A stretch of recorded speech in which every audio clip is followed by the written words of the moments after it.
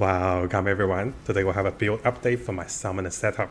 So coming over to the endgame. Yes, I am into the endgame now, and now we'll be testing for the endgame maps and also endgame bosses and also modifiers, which will give us better testing.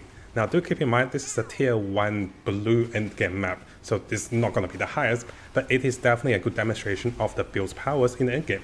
As you guys can see, currently I am still using the Flame War Skeleton Arsonist combination, but there are some changes.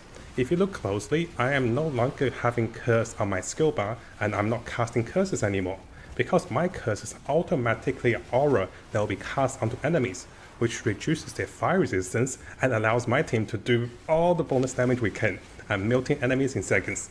Just to show you guys the modifiers for this particular map, we have 2 additional projectiles, 28% increased monster pack, and 110 increased Waystone Found potential. So this is a level 65 map, and I'm currently level 66. Yes, I just leveled up. As you guys can see, really nothing really stands in Awake. And for normal maps like this, the rare monsters, elite monsters, magical monsters, they pretty much get one-shotted, and everything melts in front of me. And in terms of the build, we are potentially a little bit squishy if I push for over level 70 maps. But for level 65 to level 70, I should be fine. And you can see I'm playing extra safe in the Wavestorm maps, because if you die once, you'll lose the map. And the second thing I want to show you guys is we can still teleport. Notice over here, we're still teleporting, and we can still calling strike enemies to kill those under low life. But the problem is they're dying so fast, I don't really get to call strike them. They just die pretty much instantly.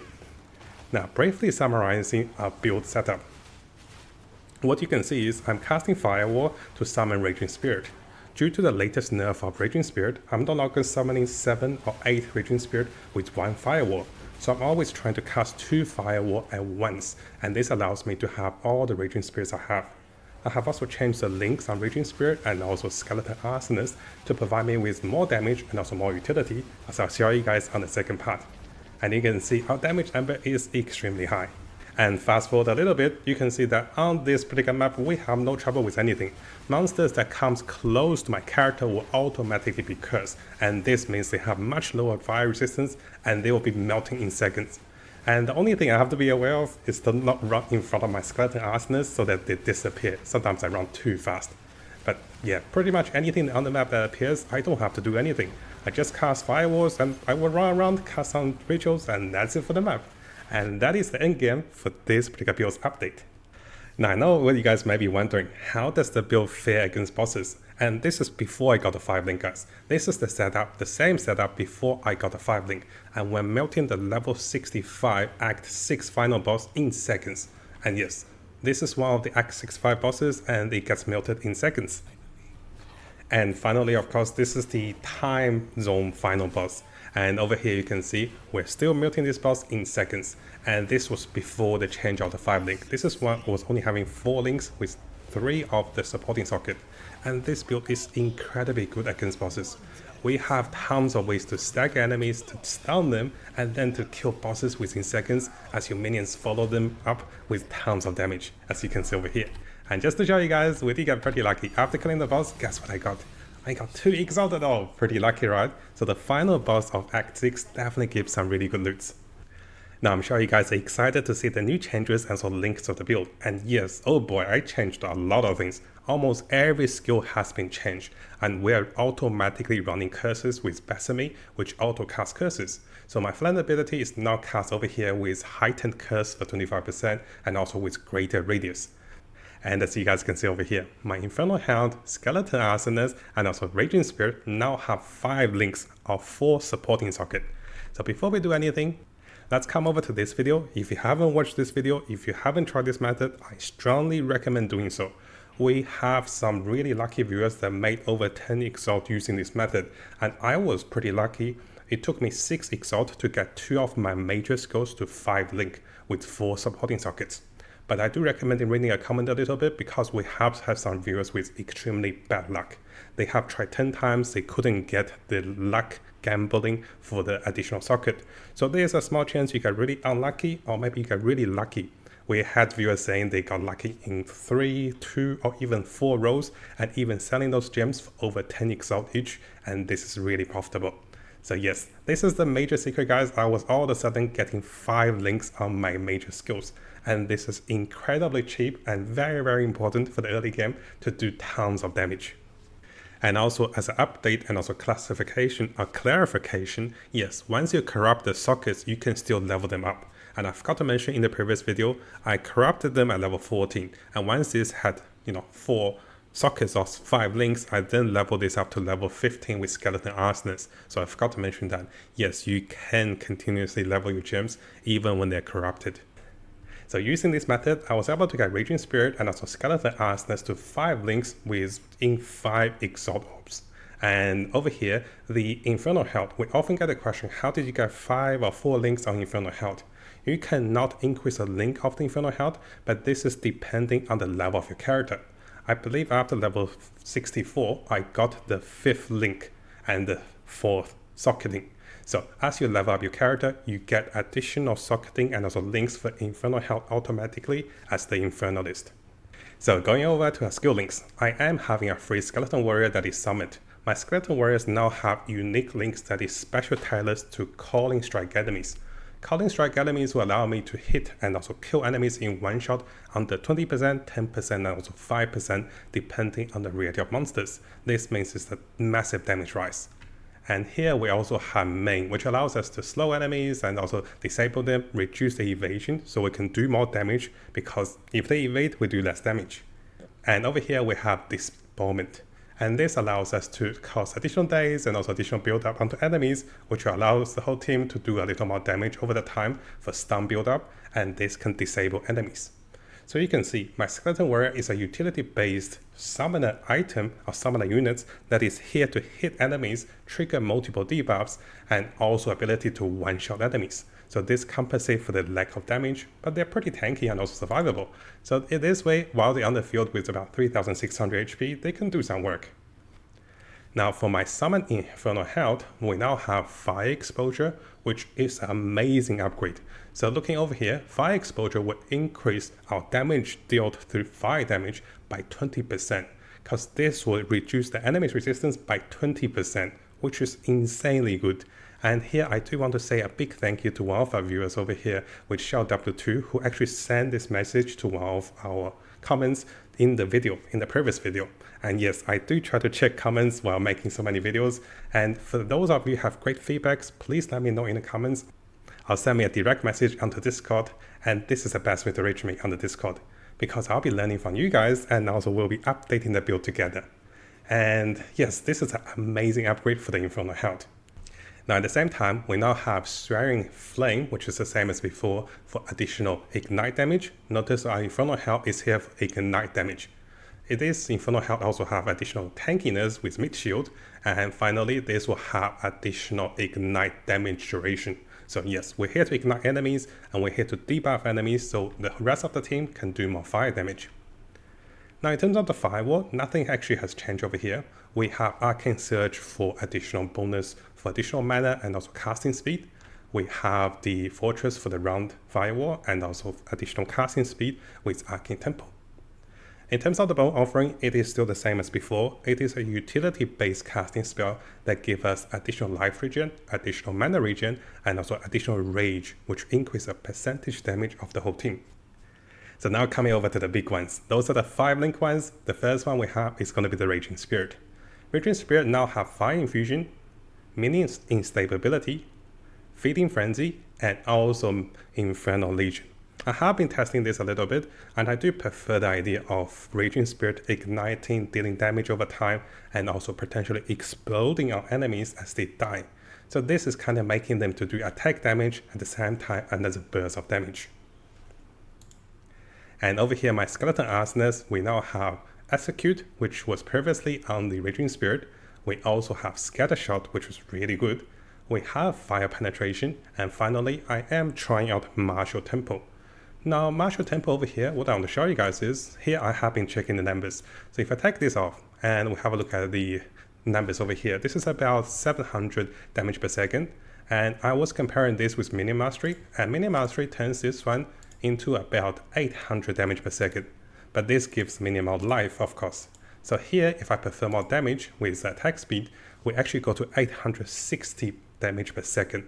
And this, of course, is scaled with all the other factors.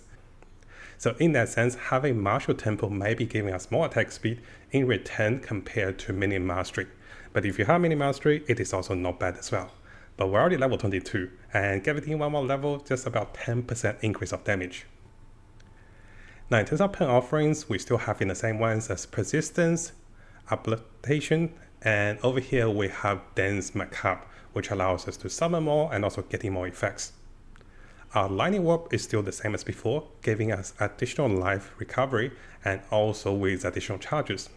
Now I don't use lightning warp too much because I don't want to teleport in, and there's no need for me to call enemies because my skeleton warriors can do that. So this is more tailored towards endgame bosses once we get over there.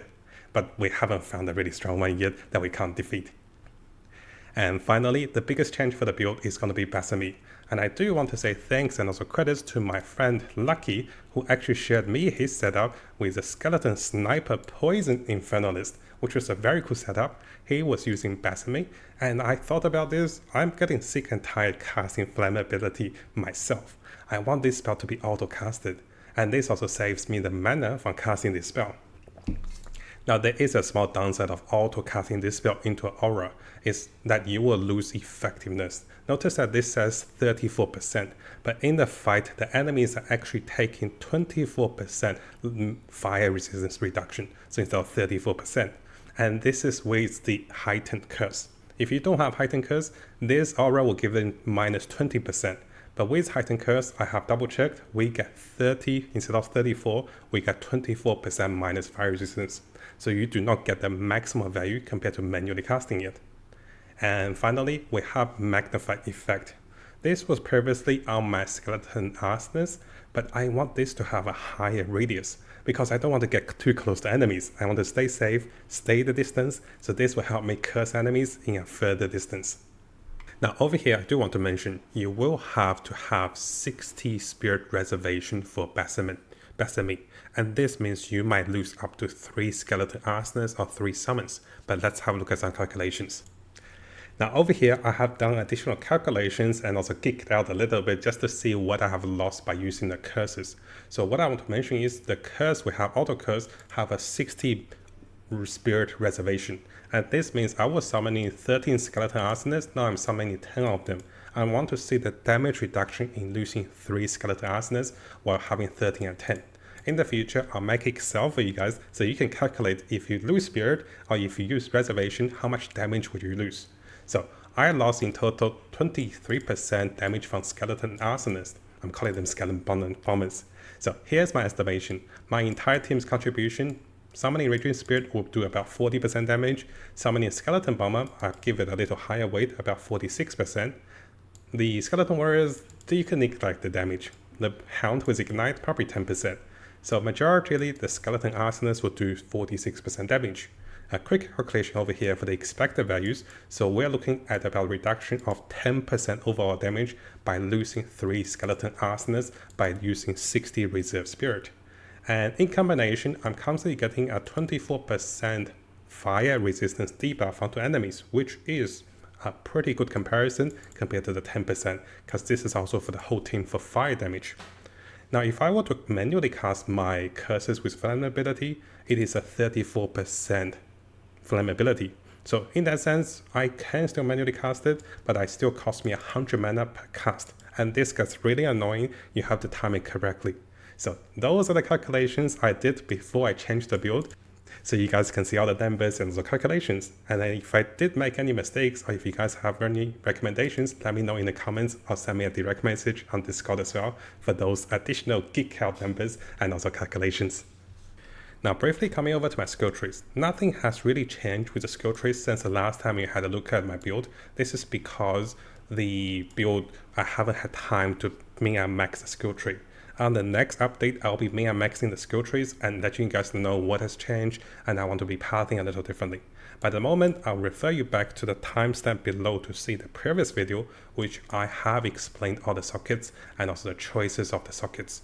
Just be aware guys, I don't recommend buying the cluster socket as me, because I realized it was a waste of Exalt. I bought those for about 1 Exalt, and I don't think it's really worth it.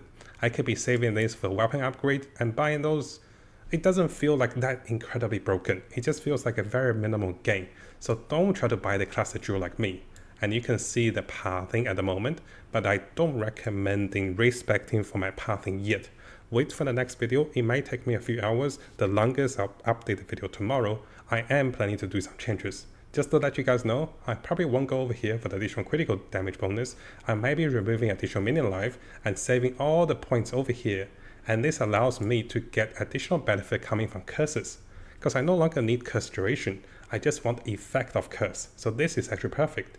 I could also come in here over here for one additional curse.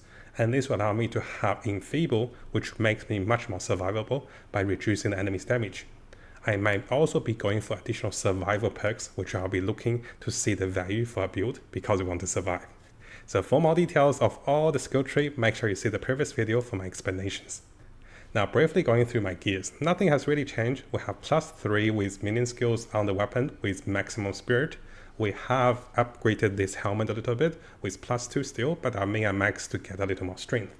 And here we're still using the additional spirit on the shield and also additional spirit on the chest. This chest should be changed in the future because it's an anti-synergy. Let me show you guys over here. I have 1000 mana without it, and I only have about 700 mana with it because this does not give me bonus mana. I am upgrading the rings a little bit for more resistance for the later game, and my amulet is still the same as before. The gloves are the same, and also the boots are the same. And so is the belt. Very essential to have this belt. This belt, in combination with all my passives over here for 20%, and also over here for 6%, we have 76% damage mitigation into mana as we recoup those damage back to mana. Now over here, I do want to mention a little small tip, is that as regards to the gears, I have paid about 3 to 5 exalt for this weapon. Usually the fair price is about 5 exalt. I paid 3 exalt for this. Back in the time, about a few days ago, I paid 10 exalt for this, about 3 exalt for this one. And for all my other gears, I try to pay 1 to 2 exalt. I don't recommend pay too much of those. I think I paid about 3 exalt for this one, and for this one, I paid about 4 exalt. So here are the price check. If you try to get similar gears, try to not overpay for those items because you will be upgrading them in the future as you get into the endgame, as you get more currency. And yes, I did sell that item. So briefly going through the new skill rotation, because we're auto-casting curses, you do want to get close to the enemy a little bit, but most of the time they will run towards you. You just have to cast Firewall, and that's it. You cast 2 Firewalls in rotation, so you get 10 Fire Spirits. You don't really have to explode them because I don't feel like we shot on damage. I'd rather to have my mana to protect myself from damage. For a little mild damage, you can cast your Bone Spike, which can spike anything. Better spike the Skeleton Warriors. And similarly, if you cast both of your spike at the same time, having 2 spikes activated means your minions will do another massive 40% more damage. And this is combined with all the other damage bonus, which is really good. Now finally, we have Lightning Warp. You can use Lightning Warp wherever you want. It's not bad, but we don't really need it because we don't need additional damage and you don't want to blinking into enemies. Because if you go too far, your skeleton minions will die, then they have to get resummoned. So now briefly going through the replays for additional tips for the build. Well, the biggest thing you have to know is you do not want to run forward too much. This will kill your skeleton arsenals and it's not good. You want to keep a little higher on mana simply because having high mana means a lot of damage is reduced because you have high mana. Our build does not have the most defensive capacity at the moment because we're into the endgame, we got much lower resistance. So you have to keep in mind, you want to play a little safer. Your aura should be big enough, the moment enemy get close to you, they have tons of debuff of magic resistance with fire, which means they will melt in seconds. So you kind of want to pull enemies into you, but yes, you can still blink if you want to, of course. And here you can see, I'm trying to summon 2 firewalls at once, popping mana potion whenever you're low on mana. This is both defensive and also offensive. You need mana to cast your spells, you also need mana to survive the enemy hits. So this way, most of my damage is taken as mana. So notice over here, I ran too fast. My skeleton arsenals are gone and I have to wait for them to resummon. This is the biggest drawback. You cannot run too fast, otherwise it will disappear. But other than that guys, the build is perfect. You run around, everything comes in front of you or die in seconds. You can raise the shield for additional defensiveness, but I didn't need it because I was playing much safer. But in the future, if you want to play a little more risky, the defensive raise shield will be amazing to have. And what I do now is I'll attach this entire replay for the full replay of this map with Endgame for you guys to have a look at the build and also the particular playing style. And yes guys, I'll be updating the build a little bit in the future, especially the skill trees to min and max for more survivability.